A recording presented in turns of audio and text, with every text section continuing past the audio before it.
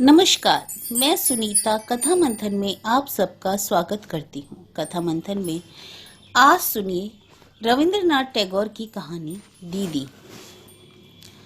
हमारी पड़ोसिन तारामणि ने अत्यंत ही संक्षेप में गांव की किसी एक अभागिनी के अन्यायी अत्याचारी पति के कुकर्मों की विस्तार से व्याख्या करने के बाद श्राप सरीख ही अपनी इच्छा प्रकट की। अजी ऐसे पति के मुंह में अग्नि भरे।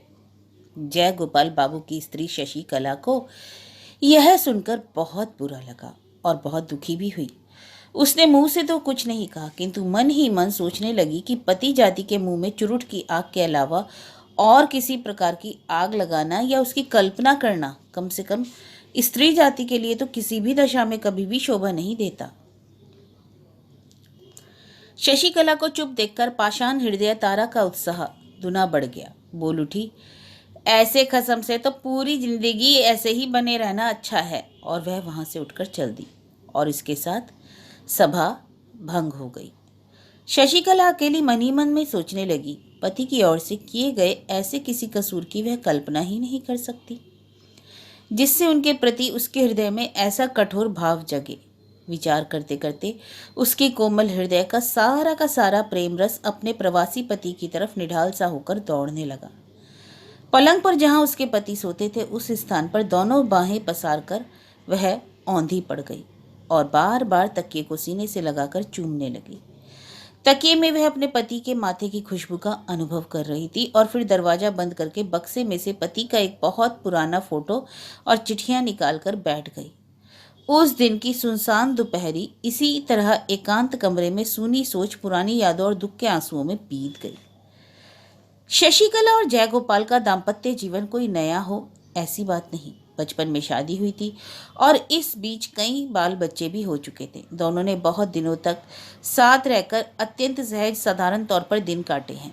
किसी की ओर से प्रेम के अटूट उत्साह का कभी भी कोई लक्षण देखने में नहीं आया। लगभग 16 वर्ष तक लगातार एक साथ रहने के बाद सिर्फ आजीविका के लिए ही तो उसके पति को अचानक परदेश जाना पड़ा। इस बिछड़ जाने से शशि के मन में एक तरह का प्रबल प्रेमावेग जाग उठा। विरह के जरिए बंधन में जितना भी खिंचाव पड़ने लगा, उसके नाजुक हृदय में प्रेम की फांस उतनी ही तीखी होने लगी। शिथिल हालात में उसका अस्तित्व कभी मालूम ही नहीं पड़ा। अब उसका दर्द भीतर से टीसे मारने लगा। इतने दिन के पश्चात इतनी आयु में इतने बच्चों की मां होकर भी शशि आज बसंत की दोपहरी में सूने घर में विरह शैया पर पड़ी पड़ी यौवन से भरपूर नववधु का सा सुख स्वप्न देखने लगी। जो प्यार जाने अनजाने में उसके जीवन के सामने बहकर चला आया है, अचानक आज उसी के कलकल गीत से जागकर वह मन ही मन भाव से विपरीत तौर कर पीछे की ओर बहुत दूर पहुंचना चाहती है, जहाँ सोने की नगरी में घने जंगलों की भरमार है, प्रेम की दीवानगी है, किंतु अतीत के उस सुख की संभावना में पहुंचने की अब तरकीब ही क्या है और जगह कहाँ है। वह सोचने लगी, अब की बार जब पति को अपने पास पाएगी तब जीवन को नीरस और बसंत को बेकार कभी ना होने देगी। कितने ही दिन अनेकों ही बार उसने मामूली बातों पर बहस और छोटी छोटी बातों पर झगड़ा करके पति को परेशान किया है। आज तपते हुए चित्त की एकांत इच्छा बलवती होने पर उसने संकल्प किया कि भविष्य में वह कभी भी झगड़ालू नहीं बनेगी, कभी भी उनकी इच्छा के विरुद्ध न चलेगी, उनकी आज्ञा का पूरी तरह से पालन किया करेगी। अब सारे काम उनके मनोकूल ही करेगी और प्यार भरे नर्म दिल से अपने पति का बुरा भला आचरण चुपचाप बर्दाश्त कर लिया करेगी, क्योंकि दुनिया में पति सभी कुछ है। पति प्रियतम है, पति देवता है। शशिकला अपने माता पिता की इकलौती लाडली बेटी रही है। उन दिनों जय गोपाल यद्यपि मामूली नौकरी किया करता था, फिर भी भविष्य में उसे कोई चिंता नहीं थी। गांव में आकर राजसी ठाट से रहने के लिए उसके ससुर के पास काफी धन दौलत थी। इसी बीच बिल्कुल ही असमय बुढ़ापे में शशिकला के पिता काली प्रसन्न के एक लड़का उत्पन्न हुआ। सच कहने में क्या है, माता पिता के इस प्रकार के असमय असंगत आचरण से शशि को मन ही मन बहुत दुख हुआ। जय गोपाल भी विशेष खुश न हो सके। अधिक उम्र में बच्चा हुआ तो उस पर माँ बाप के प्यार दुलार का ठिकाना ना रहा। उस नवागत नन्हे से दूध पीते नींद के लिए बेचैन साले ने जब अनजाने में ना जाने कैसे अपने कोमल हाथों की छोटी छोटी मिट्टियों से जय गोपाल की सारी आशाएं पीसकर चकनाचूर कर दी। तब वह आसाम के चाय के बगीचे में नौकरी करने चल दिया।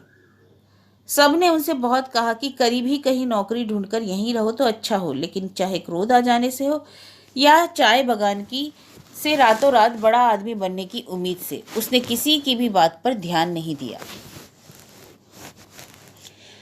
शशि को बच्चों के साथ मायके छोड़कर वह झट से आसाम चला गया। शादी के पश्चात पति पत्नी में यह पहला संबंध विच्छेद था। इस घटना के बाद अपने नन्हे से दूध मुहे भाई पर शशि को बहुत क्रोध आया। जो अपने मन में क्षोभ को मुंह से स्पष्ट नहीं कर सकता, उसी का क्षोभ अधिक आता है। छोटा सा मानव शिशु आराम से माँ का दूध पीता और आंखें मीचकर बेफिक्री से सोता रहता। उसकी बड़ी बहन अपने बच्चों के लिए गर्म दूध, ठंडा खाना और स्कूल जाने में देर इत्यादि नाना प्रकार के कारणों से रात दिन रूठकर मुंह फुलाए रहती और घर वालों को भी कष्ट दिया करती थी। थोड़े दिन बाद ही बच्चे की माँ अर्थात शशिकला की माँ का देहांत हो गया। मरते वक्त माँ अपने गोद के शिशु को उसके हाथों में सौंप गई। अब तो बहुत ही शीघ्र बिना माँ के बच्चे ने आसानी से अपनी दीदी का हृदय जीत लिया। हा हा ही कर हो करता हुआ बच्चा जब अपनी बहन के ऊपर आ पड़ता और अपने बगैर दांत के छोटे से मुंह से उसका मुंह, नाक, आंख सब कुछ लील जाना चाहता, अपनी छोटी सी मुट्ठी से उसका जूड़ा पकड़कर जब वह खींचता और किसी भी तरह हाथ लगी वस्तु को छोड़ने के लिए तैयार नहीं होता, सूरज उगने के पहले उठकर जब वह लुढ़कता खिसकता हुआ अपनी दीदी को अपने कोमल स्पर्श से पुलकित करके शोर मचाना आरंभ कर देता, लगातार वह डिड्डा डीडी डीडी डीडी डीडी पुकार कर बार बार उसका ध्यान बटाने लगा। और जब उसने काम काज तथा फुर्सत के समय निषिद्ध कार्य करके, निषिद्ध खाना खाकर, निषिद्ध स्थान पर उस पर बाकायदा बखेड़ा आरंभ कर दिया, तब शशि अपने क्षोभ पर दृढ़ न रह सकी। उसने इस मनमौजी छोटे से अत्याचारी के आगे पूरी तरह आत्मसमर्पण कर दिया। बच्चे की माँ नहीं थी, इसी से संभवतः उस पर ममता भी अधिक बढ़ गई। लड़के का नाम रखा गया नीलमणि। जब वह 2 वर्ष का हुआ तब उसके पिता सख्त बीमार पड़ गए। जल्दी चले आने के लिए जयगोपाल को पत्र लिखा गया। जयगोपाल बड़ी परेशानी से दौड़ा हुआ ससुराल आ पहुंचा। तब ससुर काली प्रसन्न मौत की घड़ियां गिन रहे थे। मरने के पहले काली प्रसन्न ने अपने नाबालिग बच्चे का सारा जिम्मा जमाई जयगोपाल पर छोड़ दिया और अपनी संपत्ति का 1/4 हिस्सा अपनी लड़की के नाम कर दिया। लिहाजा जमीन जायदाद की सुरक्षा के लिए जयगोपाल को नौकरी छोड़कर ससुराल चले आना पड़ा। बहुत दिनों के पश्चात पति पत्नी में पुनः मिलन हुआ। कोई जड़ वस्तु टूट जाए तो जोड़ से जोड़ मिलाकर किसी तरह उसे जोड़ा भी जा सकता है, किंतु 2 लोगों के मन जहाँ फट जाते हैं लंबी जुदाई के बाद, फिर भी वहाँ ठीक पहले जैसा जोड़ नहीं बैठता। कारण मन सजीव पदार्थ है, पल में उसकी परिणति होती है और क्षण में बदलाव। इस नए मिलन से शशि के मन में अब की बार नए भावों का संचार हुआ। जैसे पति से उसकी दोबारा शादी हुई हो। पुराने दाम्पत्य की चिराभ्यास को वजह से जो जड़ता सी आ गई थी, विरह के आकर्षण से वह हट गई और अपने पति को मानो उसने पहले की अपेक्षा कहीं अधिक पूर्णता के साथ पा लिया। मनी मन उसने प्रतिज्ञा की कि चाहे जैसे भी दिन आए, चाहे जितने भी दिन हो जाए, पति के प्रति अपने दमकते प्रेम के उजलेपन को वह कभी भी मैला नहीं होने देगी। किंतु नए मिलन में जयगोपाल के मन की स्थिति कुछ और ही हो गई। पहले जब दोनों एक साथ रहते थे, स्त्री के साथ उसके संपूर्ण स्वार्थ और विचित्र अभ्यासों में एकता का संबंध था। तब स्त्री उसके जीवन का एक नित्य सत्य हो गई थी और वह उसे अलग करके कुछ करना चाहता तो दैनिक अभ्यास के रास्ते में चलते चलते जरूर उसका कदम अचानक गहरे गड्ढे में पड़ जाता। सबूत के तौर पर कहा जा सकता है कि प्रदेश जाकर पहले वह बड़े भारी संकट में पड़ गया था। वहां उसे ऐसा लगा मानो सहसा किसी ने गहरे पानी में उसे धक्का दे दिया हो, किंतु कर्मशः उसके इस अभ्यास विच्छेद से नए अभ्यास की थिगली लग गई। सिर्फ इतना ही नहीं, बल्कि जो उसके दिन पहले बिल्कुल शिथिलता में कट जाया करते थे, उसमें इधर 2 वर्षों से अपनी आर्थिक हालत सुधारने का प्रयास और चिंता से एक तरह से जबरदस्त जागरण आ गया था। उसके मन में मालदार बनने की एक निष्ठ इच्छा के अलावा और कोई इच्छा शेष ही नहीं रह गई थी। इस नए नशे की तीव्रता के मुकाबले पिछला जीवन उसको बिल्कुल सारहीन परछाई सा नजर आने लगा। स्त्रियों की प्रकृति में कोई खास परिवर्तन ले आता है प्रेम, किंतु पुरुषों में कोई बदलाव होता है तो उसकी जड़ में रहती है कोई ना कोई दुष्ट प्रवृत्ति। जयगोपाल 2 वर्ष बाद आकर स्त्री से मिला तो उसे हूबहू पहले जैसी स्त्री नहीं मिली। उसकी स्त्री के जीवन में उसके बच्चे साले ने एक नई ही स्थिति स्थापित कर दी थी, जो पहले से कहीं विस्तृत और फैली हुई थी। स्त्री के मन के इस हिस्से में वह बिल्कुल ही अनजान था और इससे उसके मन का कहीं से कुछ मेल ही ना बैठता था। स्त्री अपने इस शिशु स्नेह में से पति को हिस्सा देने का बहुत प्रयास करती, परंतु वह दे नहीं पाती, यह कहना कठिन है। शशि नीलमणि को गोद में लिए हंसते हुए पति के सामने ले जाती और उसकी को गोद में देने की कोशिश करती, किंतु नीलमणि जी जान से बहन के गले से चिपक जाता और रिश्तेदारी की तनिक भी शर्म न करके वह दीदी के कंधे पर अपना मुंह छिपा लेता। शशि चाहती कि उसके इस नन्हे से भाई को मन बहलाने की जितने भी प्रकार की विद्या आती है वह सब की सब बहनोई के आगे प्रकट हो जाए, किंतु ना तो बहनोई का इस विषय में कोई आग्रह था और ना साले में ही कोई दिलचस्पी। जयगोपाल की कुछ समझ में ही ना आता कि इस दुबले पतले बड़े माथे वाले मनहूस सूरत काले कलुटे बच्चे में ऐसी क्या बात है जिसके लिए उस पर लाड़ प्यार की इतनी फिजूल खर्ची की जा रही है। लाड़ प्यार की बारीक बातें औरतें झट समझ जाती हैं। शशि फौरन ही समझ गई कि जय गोपाल को नीलमणि में कोई खास दिलचस्पी नहीं है और संभवतः वह उसे मन से चाहता भी नहीं। तब वह अपने भाई की को बड़ी सतर्कता से पति की दृष्टि से बचाकर रखने लगी। जहां तक बनता वह जय गोपाल की तीखी दृष्टि उस पर पड़ने ही नहीं देती। इस तरह वह बच्चा उस अकेली का एकमात्र प्यार का आधार बन गया। उसकी वह इस तरह संभाल करने लगी जैसे वह बड़े जतन से सहेजा हुआ छुपाया हुआ उसका धन हो। सभी जानते हैं कि प्यार जितना ही छुपा हुआ हो और जितना ही एकांतिक होता है उतना ही शक्तिशाली हुआ करता है। नीलमणि रोता तो जय गोपाल को बहुत ही झुंझलाहट होती, इसलिए शशि उसे झटपट छाती से लगाकर उसे खूब प्यार करके चुप कराने का प्रयास करती। खासकर रात को उसके रोने से अगर पति की नींद उचटने की संभावना होती और पति अगर उस रोते हुए बच्चे के प्रति अत्यंत हिंसात्मक भाव से रोष और नफरत प्रकट करता हुआ जल भुनकर चिल्ला उठता, तब शशि अपराधीन की तरह संकुचित और अस्थिर हो जाती और उसी समय उसे गोद से उठाकर दूर ले जाती। अत्यंत अनुनय विनय और स्नेह से सो जा मेरे राजा बाबू इत्यादि कहकर सुला देती। बच्चों बच्चों में प्राय किसी न किसी बात का झगड़ा हुआ ही करता है। शुरू शुरू में ऐसे अवसरों पर शशि अपने भाई का पक्ष लिया करती, कारण उसकी माँ थी नहीं। न्यायाधीश के साथ साथ न्याय में भी अंतर होने लगा। अब जब तब बेकसूर नीलमणि को ही कड़ी सजा भुगतनी पड़ती। यह अन्याय शशि के कलेजे में शूल की तरह छुपा करता और इसके लिए वह अपने दंडित भाई को अलग ले जाकर मिठाई देकर खिलौना देकर प्यार करके भरसक तसल्ली देने का प्रयास करती। और परिणाम यह होता कि शशि नीलमणि को जितना अधिक प्यार करती, जय गोपाल उतना ही उस पर जलता भुनता और जय गोपाल नीलमणि से जितनी घृणा करता नाराज होता और शशि उतना ही उसे प्यार करती। जय गोपाल आदमी ऐसा है कि अपनी औरत पर उसने कभी कठोर बर्ताव या लड़ाई नहीं की। शशि भी ऐसी है कि विनम्र प्रीति के साथ चुपचाप अपने पति की बराबर सेवा करती रहती, किंतु अब सिर्फ नीलमणि को लेकर भीतर ही भीतर एक ग्रंथि बनने लगी जो परस्पर एक दूसरे के खिलाफ पीड़ादायक हो रही थी। इस प्रकार के खामोश द्वंद्व का गुप्त आघात प्रतिघात प्रकट झगड़े की अपेक्षा कहीं अधिक दुस्सह होता है। यह काम कम से कम विवाहित पाठक पाठिकाओं से छिपाना तो बेकार ही है।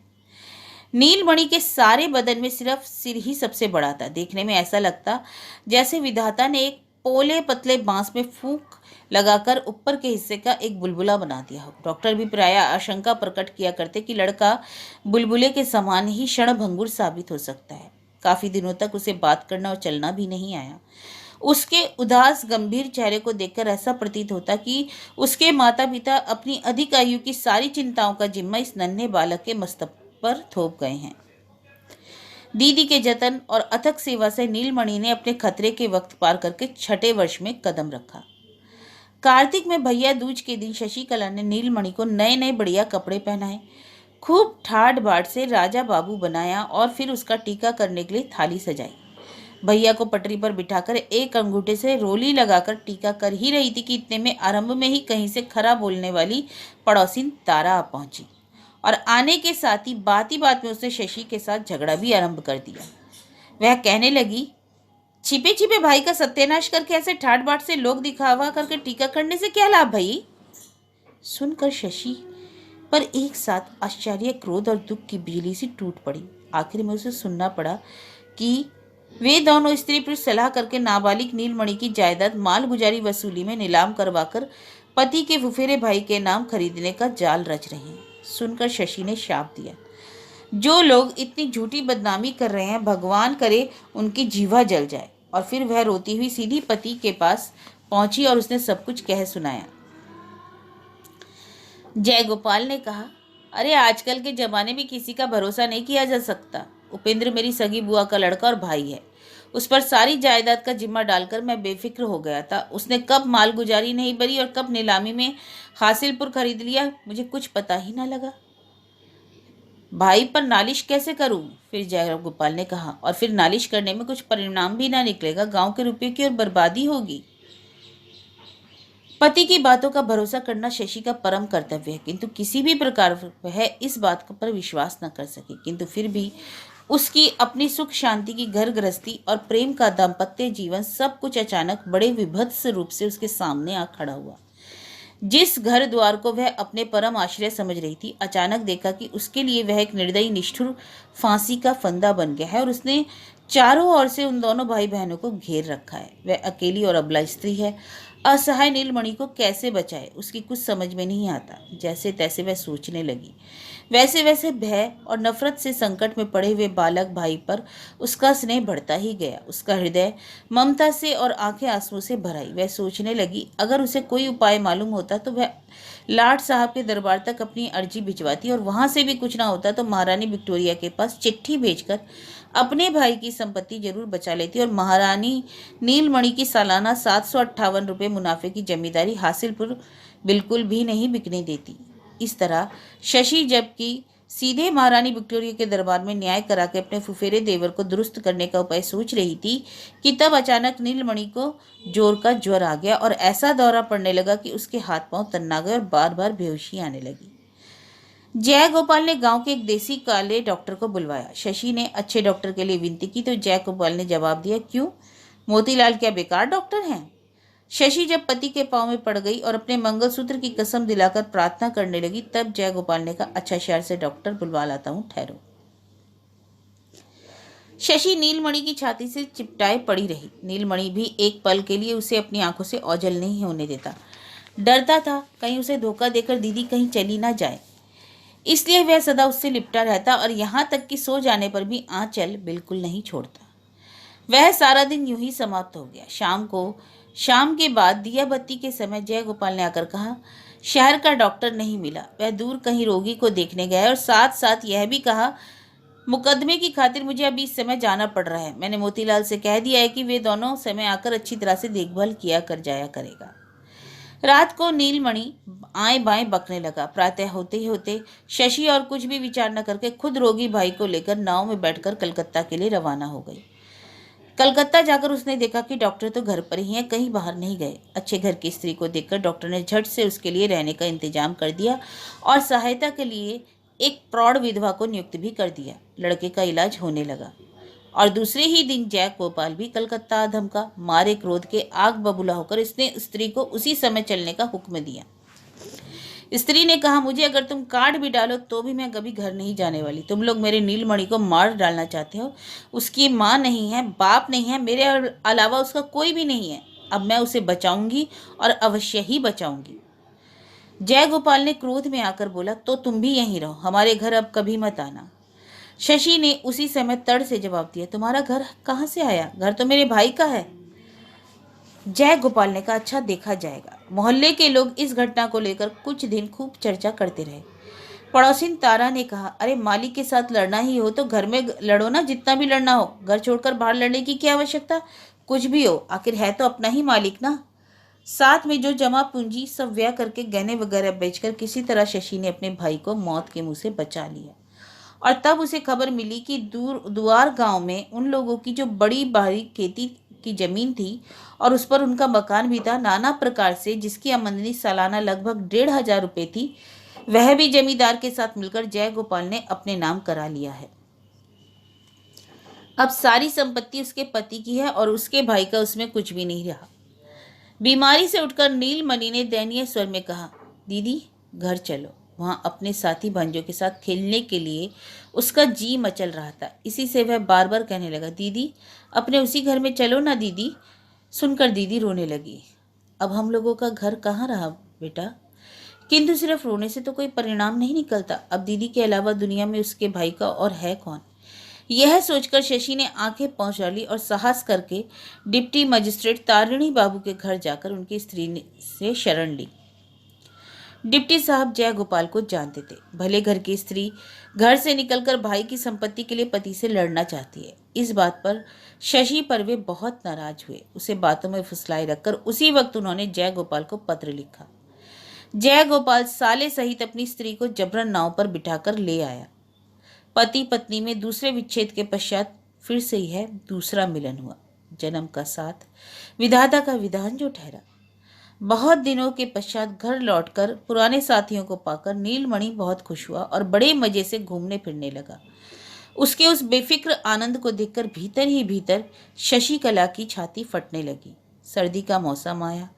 मजिस्ट्रेट साहब गांव में तहकीकात करने दौरे पर निकले और शिकार की खोज में जंगल से सटे हुए गांव में तंबू तान दिए गए। गांव के रास्ते में साहब के साथ नीलमणि की मुलाकात हुई और लड़के उन्हें देखकर चाणक्य श्लोक में कुछ रदोबदल करके नखी, दंती, श्रृंगी आदि के साथ साहब को भी शामिल करके बहुत दूर हट गए। किंतु गंभीर प्रकृति नीलमणि अटल कौतूहल के साथ शांत भाव से साहब को ही देखता हुआ रहा। साहब को ना जाने उसमें कुछ दिलचस्पी हुई। उसने पास बुलाकर पूछा, तुम पाठशाला में पढ़ते हो? बालक ने चुप खड़े रहकर सिर हिला दी। हाँ। कौन सी पुस्तक पढ़ते हो? नीलमणि पुस्तक शब्द का मतलब ना समझकर साहब के मुख की तरफ देखता रहा। घर जाकर नीलमणि ने मजिस्ट्रेट साहब के साथ अपने इस परिचय की बात खूब उत्साह के साथ दीदी से कही। दोपहर को पजामा, पगड़ी वगैरह पहनकर जय गोपाल मजिस्ट्रेट साहब को सलाम करने पहुंचा। अर्थी, प्रत्यार्थी, चपरासी, सिपाही वगैरह को चारों ओर धूम मची हुई थी। साहब उस वक्त तंबू के बाहर खुली छाया में कैंप टेबल लगाए बैठे थे। जय गोपाल को चौकी पर बैठाकर उससे गांव के हालचाल पूछ रहे थे। जय गोपाल ग्रामवासी सर्वसाधारण के सामने जो इस तरह गौरव का स्थान दखल किए बैठा है, इसके लिए उसका मन फूला नहीं समा रहा था। उसके मन में बार बार यह विचार आ रहा था कि इस समय चक्रवर्ती और नंदी घराने का कोई आकर देख जाता तो अच्छा होता। नीलमणि को साथ लिए घूंघट काढ़े एक स्त्री सीधे मजिस्ट्रेट्स के सामने खड़ी हो गई। बोली, आपके हाथ में मैं अपने इस अनाथ भाई को सौंप रही हूँ, आप इसकी मदद कीजिए। साहब अपने पूर्व परिचित गंभीर प्रकृति और बड़े माथे वाले बच्चे को देखकर उसके साथ आई स्त्री के भले घर की बहू बेटी समझकर उस समय उठ खड़े हुए और बोले, आप तंबू में जाइए, मुझे जो कहना है वह यही कहूंगी। जय गोपाल का चेहरा मारे घबराहट के सफेद पड़ गया और मारे घबराहट के वे ऐसे चंचल हो उठा जैसे अंगार पर पांव पड़ गया हो। गांव के लोग कौतूहल के मारे चारों ओर से खिसक खिसक कर सामने आने का प्रयास करने लगे। इतने में साहब ने बेंत उठाया और सब भाग खड़े हुए। शशिकला ने अपने भाई का हाथ पकड़े हुए बिना माँ बाप के उस अनाथ बच्चे का सारा इतिहास आरंभ से आखिर तक कह सुनाया। जय गोपाल ने बीच बीच में रुकावट डालने की कोशिश की, परंतु साहब ने उसे जहां का तहां गरज कर डांट दिया। चुप रहो तुम, और बेद का संकेत करके उसे चौकी से उठकर सामने खड़े होने का आदेश दिया। जय गोपाल शशिकला पर मन ही मन उड़ता हुआ चुपचाप खड़ा रहा और नीलमणि अपनी दीदी से बिल्कुल सटकर मुंह बाए खड़ा खड़ा सब कुछ सुनता रहा। शशि की बात खत्म होने पर मजिस्ट्रेट ने जय गोपाल से कई प्रश्न किए और उसका जवाब सुनकर बहुत देर तक चुप रहने के पश्चात शशि को संबोधित करके कहा, बेटी यह मामला हालांकि मेरे इजलास में नहीं चल सकता, पर तुम बेफिक्र रहो। इस मामले में मुझे जो कुछ करना है मैं अवश्य करूंगा। तुम भाई को लेकर बेधड़क अपने घर जा सकती हो। शशि ने कहा, साहब जब तक मेरे भाई का अपना मकान नहीं मिल जाता तब तक इसे लेकर घर जाने का साहस मैं नहीं कर सकती। अब इसे अगर आप अपने पास नहीं रखते तो कोई भी इसे नहीं बचा सकता। और तुम कहाँ जाओगी? मैं अपने पति के घर लौट जाऊंगी, मुझे अपनी कोई फिक्र नहीं। साहब मुस्कुराया और ताबीज बंधे उस दुबले पतले गंभीर शांत मीठे स्वभाव वाले काले रंग के देसी बच्चे को अपने पास रखने को मान लिया। शशि जब जाने लगी तब बच्चे ने उसकी धोती पकड़ ली। उसने कहा, बेटा घबराओ मत, आओ मेरे पास आओ। घूंघट के भीतर आंसुओं का झरना बहाते और पहुंचते हुए बच्चे की दीदी ने कहा, मेरा राजा बाबू है ना, मेरा भैया, जा साहब के पास जा, तेरी दीदी तुझसे फिर मिलेगी। अच्छा बच्चे को उठाकर उसने सीने से लगा लिया और उसके माथे और पीठ पर हाथ फेरकर किसी तरह उसके हाथ से अपनी साड़ी का पल्ला छुड़ाया और बड़ी तेजी के साथ वह वहां से चल दी। साहब ने तुरंत ही बच्चे को अपने बाएं हाथ से घेर लिया। बच्चा दीदी दीदी चिल्लाता हुआ जोर जोर से विलाप करने लगा। शशि ने सिर्फ एक बार मुड़कर दूर से अपना दाहिना हाथ उठाकर अपनी तरफ से उसे खामोशी तसल्ली दी। वह अपना टूटा हुआ हृदय लेकर फिर तेजी से निकल गई। फिर बहुत दिनों से बिछड़े जाने पहचाने घर में पति पत्नी का मिलन हुआ। विधाता का विधान जो ठहरा, किंतु यह मिलन अधिक दिन तक नहीं टिका। कारण इसके पीछे ही कुछ दिन बाद एक दिन सवेरे गांव वाले ने सुना कि रात को जय गोपाल की औरत हैजे से मर गई और रात ही को उसकी दाह क्रिया हो गई। विदा के समय शशि अपने भाई से वायदा कर गई थी कि उसकी दीदी उससे फिर मिलेगी। मालूम नहीं उस वायदे को वह पूरा भी कर सकेगी या नहीं।